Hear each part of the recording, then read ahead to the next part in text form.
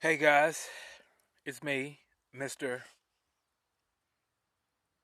Yep. So today is going to be episode 3, my story, addiction. And I kind of want to delve deep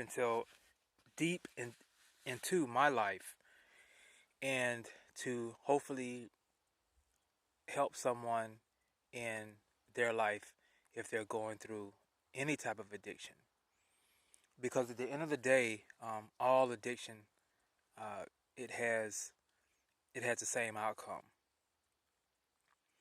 No matter what your addiction is. Some addictions are more seen by the public than others.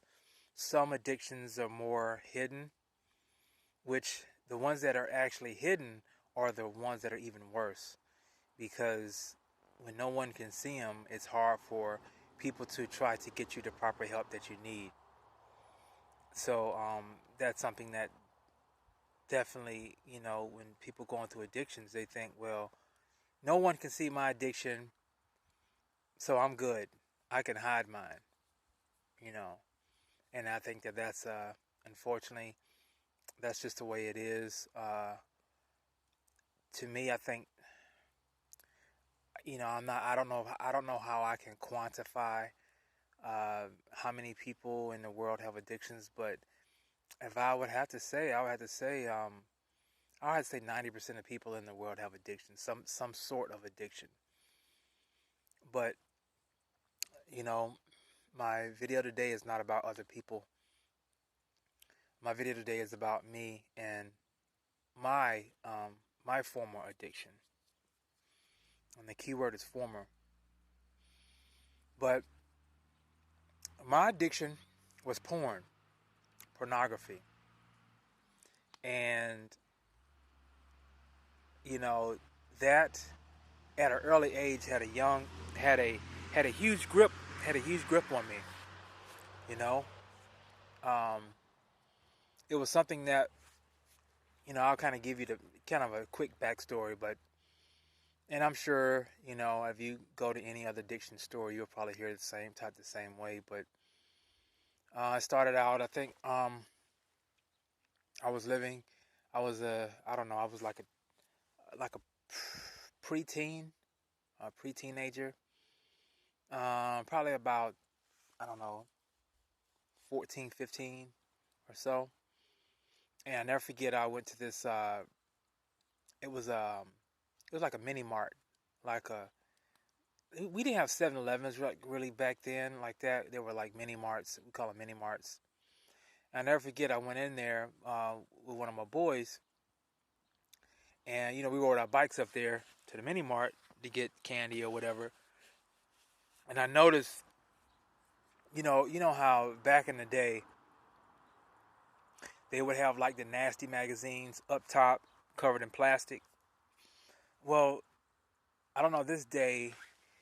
I don't know. I guess someone had came in there and like ripped the plastic off one, and it was kind of like stashed back. And I'm like, oh, I was like, oh snap, like one of the magazines, the plastic is off. So I'm like, me and the guy that I was with, we not guy because we weren't guy, we wasn't men at the time. We were like, we were kids.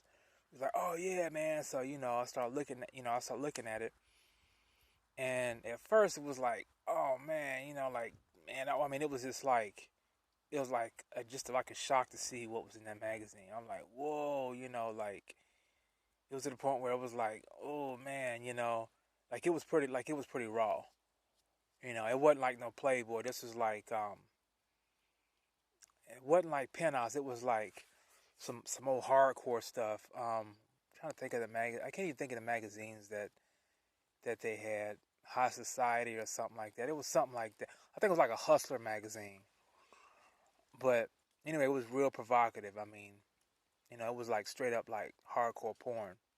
It wasn't like a breast or something like that. It was some hardcore stuff.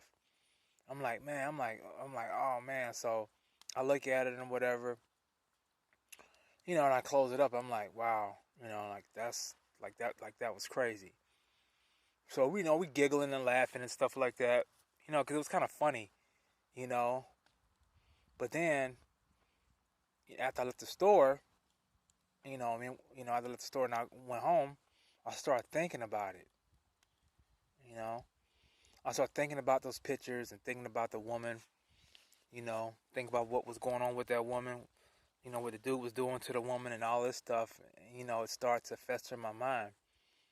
So you go back to the store, and then you try to get a magazine that's as close as you can to that, because you couldn't really get the magazines because you can only be adult, and you couldn't really steal it because it was like up high, and then so you had to find the next closest thing.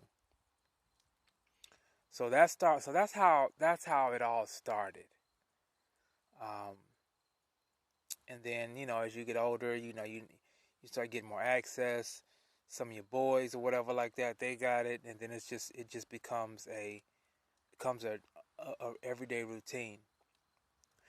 And then the next thing you know, you're addicted to it. Like you're like, man, I gotta look at it, you know. And the thing of it is that with addictions, with porn, is that no matter how much porn you look at, it can never satisfy you. You always gotta, you know, always gotta see something else. It's like one magazine ain't gonna do it, you know. Like you want to see more, more, more. Like I want to see what this woman looks like. I want to see, and it's like, and it starts to, grow. It starts to fester because you can never get enough, you know.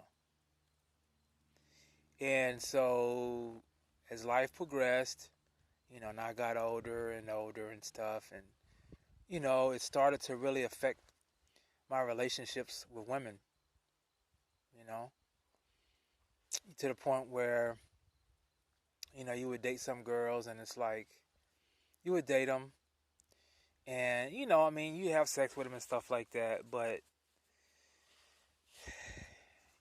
it was to the point where it was like, man, you know, with the magazines, I don't have to deal with the stress that comes along with a chick, you know.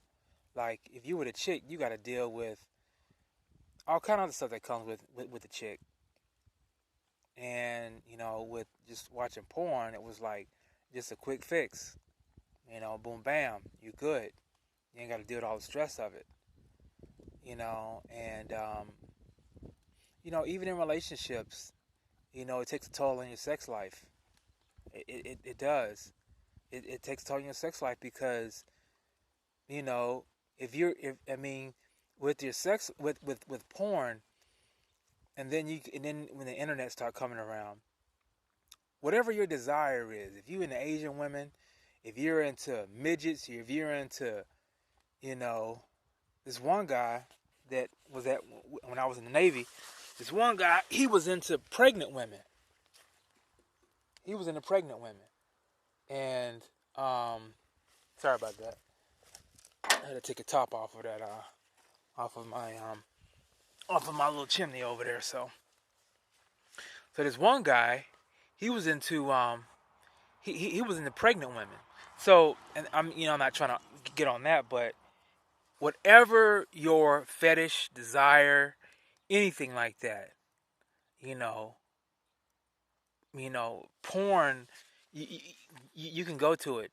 So it basically messes your reality up when you meet a woman, because when you meet a woman, she's flawed. Her body isn't picture perfect like on those porn videos. You know what I'm saying? She may not be willing to do some of those things that you want on a porn video. You know what I'm saying? So it takes you out of reality. It takes you out of reality, and it puts you into almost like an alternate reality. And then what happens is, over time, you're like, wow, you rather look at the porn than be with the woman that you're with. You know? and that's a cocktail for disaster if it doesn't get checked. So I be with women and stuff like that, you know, and I knew that I shouldn't be doing this. You know what I'm saying? And it was wrong, and I knew that it was affecting certain relationships I was in. But I'm like in my mind, I'm like, you know what? I'm good. You know, this is normal. I mean, hey, every man watches porn, so this is not a big deal. It's not a, like, so what? And so just over time, it just kept growing and growing and growing, and then it became this monster. And then you finally want to settle down and you finally want to get married.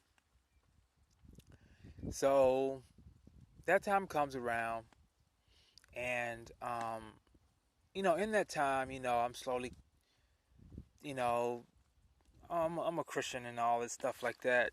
I mean, more so Christian,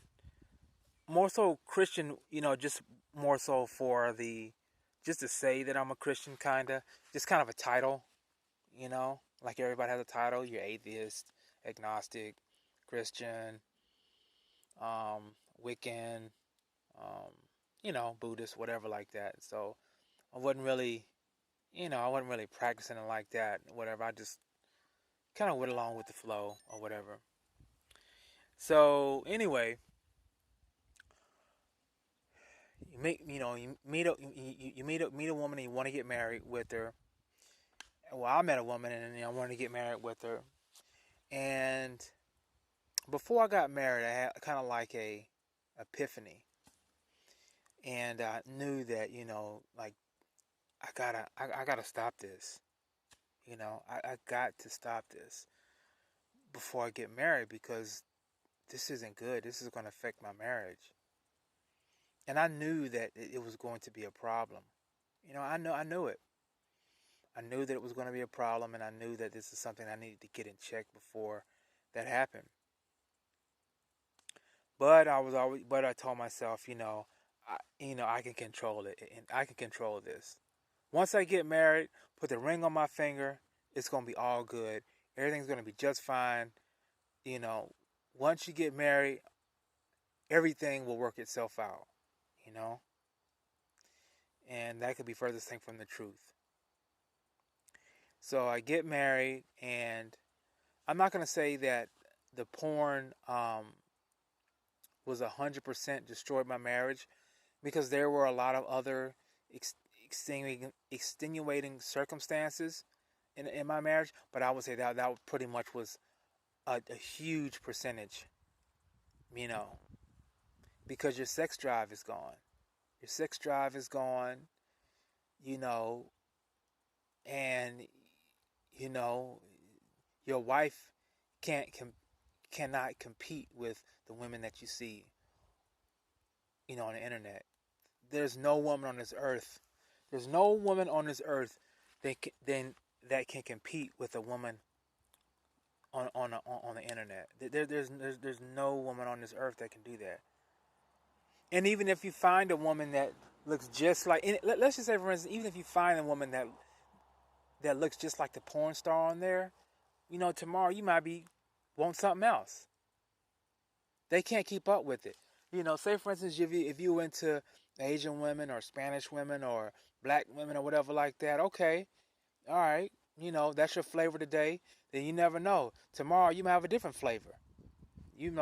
Tomorrow you might be into like biracial women or something like that. You know what I'm saying? So there's no way a woman can keep up with that.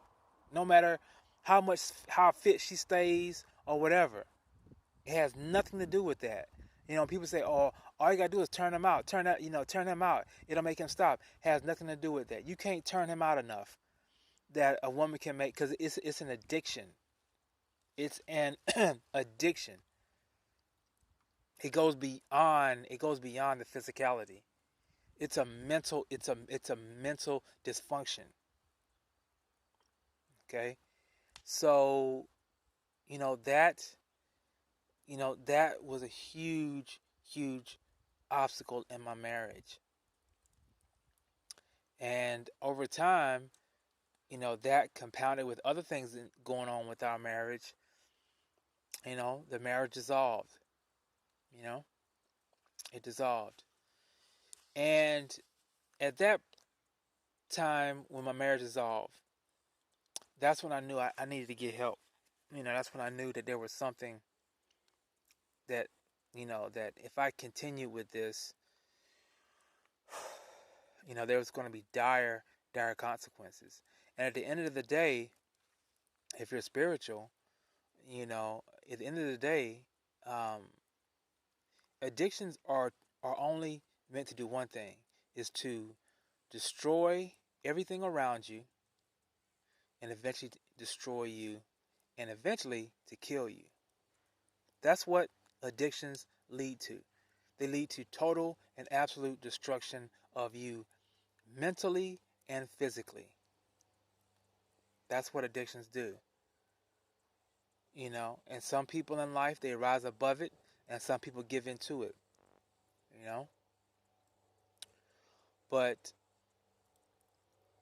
another aspect of the addiction that I want to talk about, and I think this is the most detrimental. I used to have this attitude when I was going through my addiction. Don't judge me. Only God can judge me.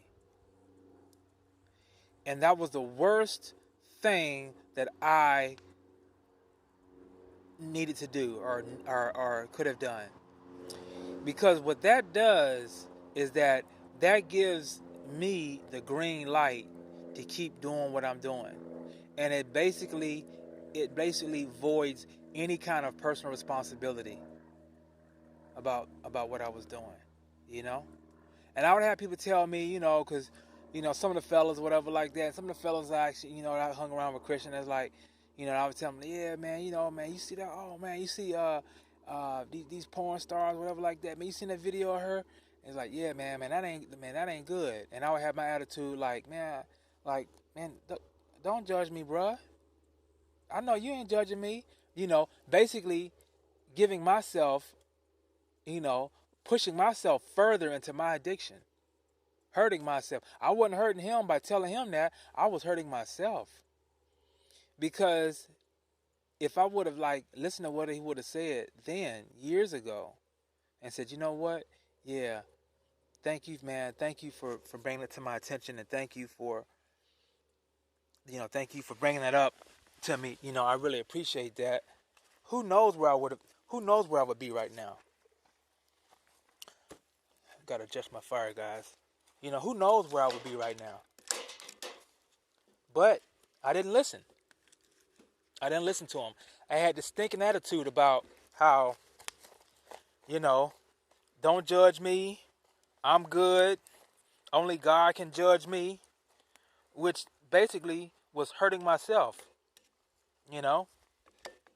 So I hear in this day and age, you hear a lot of people say, this thing about only God can judge me. And it really bothers me because that alleviates any type of accountability. I'll just, I'll give you an example. If I'm robbing a bank and I come out and I run out of the bank and I got the money in my hand, the money bags in my hand, alarm going off, video, me running down the street, the money in my hand, and somebody comes up to me, you're a thief. You're a thief. And I say, only God can judge me. What, in what world does that help me? How does that help me? It does not help me. It does not help me. And I had this attitude where well, only God can judge me.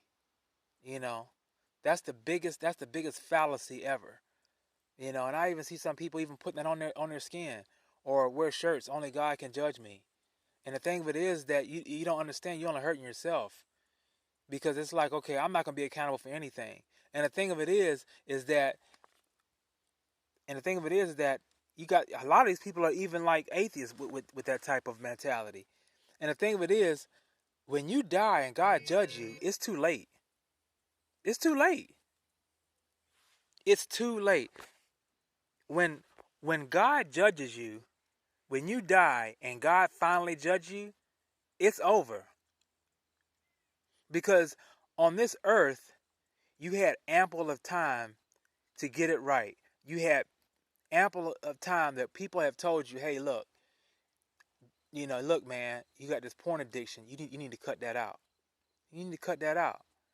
All those times people told you, look, man, this porn is gonna mess you up. That was God trying to tell you up front. You know what I'm saying? That was God being just. That was God being just in His mercy, toward me. You know. But if I would have kept that attitude, only God can judge me, don't judge me, that could get me out of anything. It could get me out of murder. It could get me out of anything that I could think of that could get me out of. Only God can judge me. And I think that in this society, everything now, everybody has that mentality now. You know, this whole Tupac only God can judge me type mentality. And it only pushes you further, especially if you have an addiction or anything like that, it pushes you further into the addiction. And I thank God that I end up, you know, waking up and end up, realizing that that was the worst thing that I could even, do to myself, is to have that type of mentality. But, you know, um, I just want to say that, you know, addictions are real. Addictions are absolutely disgusting. They're horrible. You know, they will destroy you. And a lot of times, people don't want to talk about addictions. They don't. They don't want to talk about addictions. And a lot of times, too, people will use the excuse, "I was born that way." Yeah, that's another fallacy. Oh, I was born that way, so it is what it is. No, it doesn't work that way. I wasn't born. Yeah, I was born. I was you know born in a flawed world, whatever like that. But that doesn't mean that I have to become you know become what this world has become. You know. And speaking of that, on that note, California um now has in their school bylaws, and for sex ed, they are telling kids that pornography is okay. And they're saying pornography is okay, it's safe, and they're also saying masturbation is safe. Yes, please look that up. Do not take my word for it. Look that up. Go on the news and look at it. Again, California now is implementing in their school bylaws, elementary school. This is for elementary school. They're saying that now masturbation is okay and pornography is okay. And some other disgusting things that they, but since we're on topic, I'm just, supplying that. But you'll see other disgusting, immoral things that they are actually putting out. But they don't understand the actual detriment that pornography can do to a kid. It's disgusting. It's disgusting because, you know, and I'm gonna be honest with you. Just because you say just because I say that that I don't watch porn anymore. It's still it's just like an alcoholic. You know, there's certain things that I don't even want to go around because it's triggersome. I wouldn't even want to put myself in a situation like that. You know what I'm saying? So, there are things that you have to guard yourself with, you know? And so, it's just all around disgusting it's a disgusting um debilitating addiction to have. And the sad thing about it is that I'll go back to what I was saying earlier, is that nobody, it's an addiction that nobody can. Nobody can see, outwards. You can walk around in the nicest suit, the nicest shoes, nicest haircut. You can look picture perfect and have this demonic addiction in you that's eating you up from the inside. And on the outside, when you see people, you look like the absolute perfect gentleman. You know what I'm saying? And that's the scary part. And also, too, addiction brings depression. And this is huge because the whole time I was struggling with that, I was depressed. Because every time you watch porn, every time I watch porn, after that I would feel the guilt and depression, and it would literally make me like suicidal. Because it's like I can never break it. I felt hopeless. I can never break this. This is gonna be it for me. And you feel demoralized every time you watch porn. I don't care. You can talk to anyone.